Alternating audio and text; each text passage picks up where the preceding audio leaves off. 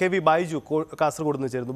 ബൈജു ഇന്നലെ ഈ കോടതിയിൽ നിന്നുള്ള ഈ വിധി വാർത്ത റിപ്പോർട്ട് ചെയ്യുമ്പോൾ തന്നെ അതിൻ്റെ ചില അസ്വാഭാവികതകളും ആശങ്കകളും പൊതുവിൽ അവിടെ ഉയരുന്ന സാഹചര്യങ്ങൾ റിപ്പോർട്ട് ചെയ്തതാണ്. ബൈജു, ഇതൊരു തെരഞ്ഞെടുപ്പിൻ്റെ പശ്ചാത്തലത്തിലാണ്. മാത്രമല്ല, കൊല ചെയ്യപ്പെട്ട ഈ കേസിൻ്റെ പശ്ചാത്തലം ഒരു മതനേതാവ് പ്രതികളായവർക്കും രാഷ്ട്രീയ സ്വഭാവമുണ്ട്. ഇത് രാഷ്ട്രീയ രംഗത്തടക്കം കാസർഗോഡ് എങ്ങനെ പ്രതിഫലിക്കാനാണ് സാധ്യത? എന്താണ് അവിടുത്തെ ഇതിൻ്റെ തുടർ ചർച്ചകൾ നടക്കുന്നത്? എങ്ങനെയാണ് സജിത്തെ, ഈ കൊലപാതകം നടക്കുന്ന 2017 മാർച്ച് 20 മുതൽ ഈ കേസ് റിപ്പോർട്ട് ചെയ്യുന്ന ഒരാളെന്ന നിലയ്ക്ക് ഇത് നേരത്തെ സൂചിപ്പിച്ചതുപോലെ 7 ജഡ്ജിമാർ മാറുന്ന ഒരു സാഹചര്യം, വിധി പറയുന്നത് തന്നെ 3 തവണ മാറ്റിവെക്കുന്ന ഒരു സാഹചര്യം, ഇതെല്ലാം ഇതിലുണ്ട്. ഇതിൽ അഡ്വക്കേറ്റ് സി ഷുക്കൂർ ചൂണ്ടിക്കാട്ടിയ വളരെ പ്രധാനപ്പെട്ട ഒരു കാര്യമാണ്. ഇവരല്ല കൊലപാതകം നടത്തിയത് എന്ന് ഏതെങ്കിലും തരത്തിൽ കോടതിയുടെ ഒരു പരാമർശം പോലും ഇതിൽ വരുന്നില്ല. അങ്ങനെയാണെങ്കിൽ തന്നെ ഇത് പിന്നെ ആരാണ് ഈ കൊലപാതകം നടത്തിയെന്നൊരു ചോദ്യം ഉയരും. ഇതിൽ പ്രധാനമായും ഈ പ്രോസിക്യൂഷൻ ഈ വിധി പകർപ്പിൽ പറയുന്നത് അന്വേഷണം നടന്നത് നിലവാരമില്ലാത്തതും ഏകപക്ഷീയവുമായ രീതിയിൽ എന്നതാണ് അതിൽ ഒരു പ്രധാന പരാമർശം. മറ്റൊന്ന്, റിയാസ് മൗലവിയുടെ മുറിയിൽ നിന്നും കണ്ടെടുത്ത മൊബൈൽ ഫോണുകളും സിം കാർഡുകളും മെമ്മറി കാർഡും പരിശോധിച്ചില്ല എന്നാണ്. യഥാർത്ഥത്തിൽ ഈ അന്വേഷണ ഉദ്യോഗസ്ഥരുമായി ഇന്നലെ ഞാൻ സംസാരിക്കുന്നവർക്കുണ്ടായിരുന്നു. ഇതിൽ അത്തരത്തിലുള്ള പരിശോധനകളൊക്കെ നടന്നിട്ടുണ്ടെന്നാണ് അദ്ദേഹം പറഞ്ഞത്. അത് മാത്രമല്ല, ഈ സാമഗ്രികൾ പരിശോധിച്ച വിശദാംശങ്ങൾ എടുക്കുന്നതിൽ അന്വേഷണ സംഘം പരാജയപ്പെട്ടു. ഇത് സംശയം ജനിപ്പിക്കുന്നതെന്നാണ് കോടതി പറഞ്ഞത്. പിന്നീട് വളരെ പ്രധാനപ്പെട്ട ഒരു കാര്യം പറഞ്ഞത്, മരണത്തിന് മുൻപ് റിയാസ് മൗലവി ആരൊക്കെയായി ഇടപഴകി എന്ന് കണ്ടുപിടിക്കാനുള്ള അവസരം അന്വേഷണ സംഘം നഷ്ടപ്പെടുത്തി. ഒപ്പം പ്രതികൾക്ക് മുസ്ലിം സമുദായത്തോടുള്ള വെറുപ്പാണ് കൊലപാതകത്തിന് പിന്നിലെന്നായിരുന്നു പ്രോസിക്യൂഷൻ ആരോപണം. ഇത് തെളിയിക്കുന്നതിൽ പ്രോസിക്യൂഷൻ പൂർണ്ണമായും പരാജയപ്പെട്ടു. ബൈജു, ഒന്ന് തുടരുക. Shri A K M Ashraf, league നേതാവ് കൂടിയാണ്, അദ്ദേഹം നമുക്കൊപ്പം ചേരുന്നുണ്ട്. Shri A K M Ashraf, ഈ കോടതി വിധിയെ താങ്കൾ എങ്ങനെ കാണുന്നു? ഇതിൽ പ്രോസിക്യൂഷന്റെ പിഴവെന്നടക്കമുള്ള ചില പരാമർശങ്ങൾ കോടതി ഉത്തരവിലുണ്ട്. എന്താണ് ഈ കോടതി വിധിക്ക് ശേഷമുള്ള സാഹചര്യം? താങ്കൾ എങ്ങനെ കാണുന്നു? തീർച്ചയായും കാസർഗോഡ് ജില്ലയെ സംബന്ധിച്ചിടത്തോളം റിയാസ് മൗലവിയുടെ കൊലപാതകം മാത്രമല്ല, ഒരുപാട് ഏകപക്ഷീയമായി ന്യൂനപക്ഷ സമുദായത്തിലെ ചെറുപ്പക്കാരെ മൃഗീയമായി സംഘപരിവാർ കൊന്ന കഥകൾ കാസർഗോഡിന്റെ ഓർമ്മകളിൽ ഇപ്പോഴും നിലനിൽക്കുന്നുണ്ട്. 2017 ഒരു മാർച്ച് മാസം 20-ാം തീയതി റിയാസ് മൗലവിയെ, അദ്ദേഹം കേരളീയനല്ല, കൊടക് എന്ന് പറയുന്ന ഒരു പ്രദേശത്ത്, ദരിദ്ര പ്രദേശത്ത് നിന്ന് കുടുംബം പോറ്റാൻ വേണ്ടി വന്ന ഒരു മനുഷ്യനെ കൊന്ന ഈ കിരാതമന്മാർക്ക് തീർച്ചയായും കാസർഗോഡ് ജുഡീഷ്യറി നൽകിയ വിധി ഏറെ നിരാശപ്പെടുത്തുന്ന ഒരു വിധിയാണ്. പ്രോസിക്യൂഷന്റെ കാര്യം പറയുമ്പോൾ നമുക്കറിയാം, കൃത്യമായിട്ടറിയാം, 2017 ഞങ്ങൾ കൃത്യമായി ആവശ്യപ്പെട്ട ഒരു കാര്യമാണ് UAPA ചുമത്തി ഇവരെ UAPA ചുമത്തണമെന്ന് ആവശ്യപ്പെട്ട നിരന്തരമായി നമ്മൾ ഗവൺമെന്റിനോട് ആവശ്യപ്പെട്ടിരുന്നു, കോടതിയിൽ ആവശ്യപ്പെട്ടു. ഹൈക്കോടതി പറഞ്ഞത് വിചാരണ നടക്കുന്ന സമയത്ത് നമുക്കിതിൽ UAPA ചുമത്താം എന്നാണ് പറഞ്ഞിട്ടുള്ളത്. ഞങ്ങളൊരു കാര്യം കൃത്യമായി, ഈ വിധി ഇന്നലെ കാസർഗോഡിനെ സംബന്ധിച്ചിടത്തോളം ഇത് ഏതെങ്കിലും റിയാസ് മൗലവിയുടെ കൊലപാതകം നടന്നപ്പോൾ മുസ്ലിം സമുദായം മാത്രം ദുഃഖിതരല്ല.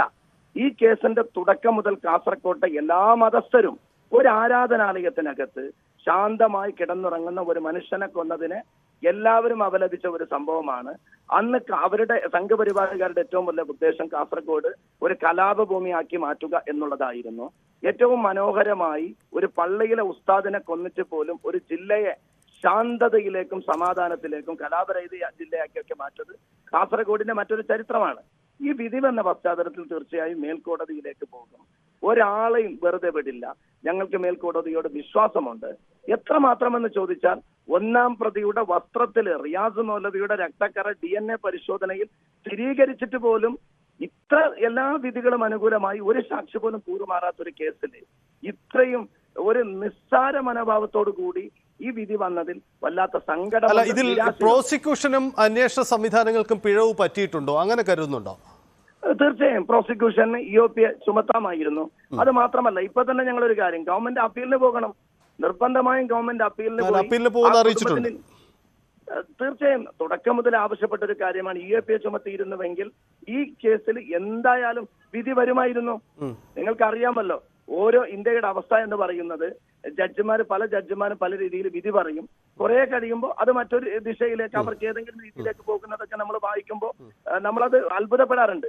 ഈ ഘട്ടത്തിൽ പറയുന്ന ഒരു കാര്യം, ഞങ്ങൾക്ക് എന്തായാലും നീതിപീഠത്തോട് നല്ല വിശ്വാസമുണ്ട്. മേൽക്കോടതിയെ സമീപിക്കും. ഇന്നലെ ആ വിധി വന്നപ്പോ നിങ്ങൾ എല്ലാവരും കണ്ടതാണ്, കേരളക്കാരി അല്ലാത്ത അദ്ദേഹത്തിന്റെ ഭാര്യ ലോകത്തിന്റെ മുമ്പിൽ, ആ ചെറിയ കുഞ്ഞുങ്ങളുള്ള ഒരു ഉമ്മ നിലവിളിക്കുന്ന ഒരു ചിത്രം മാത്രം മതി നമ്മുടെയൊക്കെ കരളലിയിപ്പിക്കാൻ. നമ്മളെ സംബന്ധിച്ചിടത്തോളം ഏറെ കാസർകോട്ട് ഒരുപാട് കൊലക്കേസുകളിൽ പ്രതികളെ വെറുതെ വിട്ടിട്ടെങ്കിലും ഈ കേസിൽ എല്ലാ തെളിവുകളും ശേഖരിച്ച് പ്രോസിക്യൂഷന്റെ വീഴ്ചക്കിടയിലും നല്ല രീതിയിൽ സമർപ്പിച്ച ഒരു റിപ്പോർട്ടാണ് ഇത്രയും നിസ്സാരമായി ലാഘവത്തോടു കൂടി ഒരു പ്രതികളെ വെറുതെ വിട്ടുകൊണ്ടുള്ള ഒരു വിധിയിലൂടെ വെളിവായിട്ടുള്ളത്. ശരി, എന്തായാലും വളരെ നന്ദി. അതിൽ ലീഗിൻ്റെയും ഒക്കെ MLA മഞ്ചേശ്വരം MLA കൂടി നിലപാടായി കൂടി അത് മാറുകയാണ്. ബൈജു, ഈ അവർക്ക് ഉയർത്തുന്ന ഒരു വിമർശനം, ഈ കേസിൽ UAPA ചുമത്തുകയായിരുന്നെങ്കിൽ കോടതിക്ക് ജഡ്ജിയുടെ താല്പര്യമുണ്ടെങ്കിൽ കൂടിയും ഒരുപക്ഷെ കോടതി വിധി ഇങ്ങനെയൊന്നും ആവില്ലായിരുന്നു എന്നാണ് പറയുന്നത്. തീർച്ചയായും അത്തരത്തിലുള്ള ഒരു ആവശ്യം മുസ്ലിം ലീഗ് ഉൾപ്പെടെയുള്ള കക്ഷികൾ ഉന്നയിച്ചിട്ടുണ്ടായിരുന്നു. സയ്യിദ്, ഇതിൽ പ്രധാനമായും രാവിലെ ഈ കോടതി പരിസരത്ത് എത്തിയ പ്രതിഭാഗം അഭിഭാഷകർക്ക് പോലും ഈ 3 പ്രതികളെയും വെറുതെ വിടും എന്ന ഒരു ആത്മവിശ്വാസം ഉണ്ടായിരുന്നില്ല എന്നതാണ് വാസ്തവം. എന്തായാലും വലിയ ഉത്കണ്ഠ തന്നെയായിരുന്നു ഈ വിധി വന്നതിന് ശേഷം. EP ജയരാജൻ പ്രതികരിച്ചതുപോലെ വലിയ ഉത്കണ്ഠ തന്നെയായിരുന്നു കോടതി പരിസരത്ത്.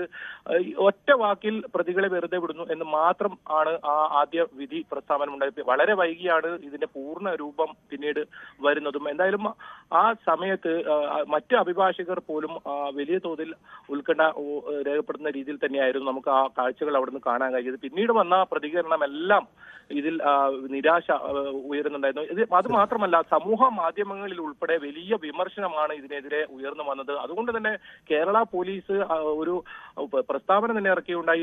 ഇത്തരത്തിൽ വിദ്വേഷ ജനിപ്പിക്കുന്ന രീതിയിലുള്ള പ്രചരണങ്ങൾക്കെതിരെ കേസെടുക്കുമെന്ന രീതിയിൽ കേരള പോലീസ് തന്നെ ഒരു കുറിപ്പിറക്കുന്ന സാഹചര്യമുണ്ടായിരുന്നു. ഇതിൽ മറ്റൊരു പ്രധാനപ്പെട്ട കാര്യം, BJPയോ RSSോ ഇതിൽ ഇതുവരെ പ്രതികരിക്കാൻ തയ്യാറായിട്ടില്ല. എതിർത്തോ അനുകൂലിച്ചോ ഇതുവരെ പ്രതികരിക്കാൻ തയ്യാറായിട്ടില്ല എന്നതും ശ്രദ്ധേയമാണ്. എന്തായാലും ഇത്തരത്തിലൊരു വിധി ആരും തന്നെ പ്രതീക്ഷിച്ചില്ല എന്ന് വേണം നമുക്ക് മനസ്സിലാക്കാൻ. കാരണം ഈ അന്വേഷണ ഉദ്യോഗസ്ഥനായ ശ്രീനിവാസ ഹൈദരാബാദിലാണ് ഇപ്പോൾ. അവിടെ നിന്നും വലിയ പ്രതീക്ഷയോടെ അദ്ദേഹമാണ് ഇതിന്റെ അന്വേഷണ ടീം നയിച്ചിരുന്നത്. അദ്ദേഹം കോടതിയിൽ എത്തിയിരുന്നു. നേരിട്ട് ഈ വിധി കേൾക്കാനായി. വളരെ നിരാശനായാണ് അദ്ദേഹം അവിടെ നിന്നും മടങ്ങിപ്പോയത്. ഇത്തരത്തിലൊരു വിധി ഒരു തരത്തിലും പ്രതീക്ഷിച്ചില്ല. കാരണം നേരത്തെ മറ്റു പലരും സൂചിപ്പിച്ചതുപോലെ തന്നെ ശാസ്ത്രീയമായ നിരവധി തെളിവുകൾ, മാത്രമല്ല 64 സാക്ഷികളിൽ ഒരു സാക്ഷി പോലും ഇതിൽ കൂറുമാറിയിട്ടില്ല എന്നതാണ്. മറ്റ് കേസുകൾക്കൊക്കെ നമ്മൾ കാണുന്നതാണ് ഇത്തരത്തിൽ കൂറുമാറുന്നതൊക്കെ. പക്ഷേ ഇതിൽ ഒരു സാക്ഷി പോലും കൂറുമാറാത്തൊരു കേസിൽ എന്തുകൊണ്ട് 3 പ്രതികളെയും വെറുതെ വിട്ടു എന്നതാണ് ആ സമയത്തൊക്കെ ഉയർന്നു വന്നത്. എന്തായാലും വിധിയുടെ ഈ പൂർണ്ണമായ വിധി പഠിച്ചാൽ നമുക്ക് ഒരുപാട് സംശയങ്ങൾ അതിൽ നിന്നും ഉയരുന്നുണ്ട്. അത് തന്നെയാണ് പൊതുജനങ്ങളിൽ നിന്നും ഇപ്പോൾ വ്യാപകമായി ഉയരുന്നതും. എന്തായാലും ബൈജു വളരെ നന്ദി.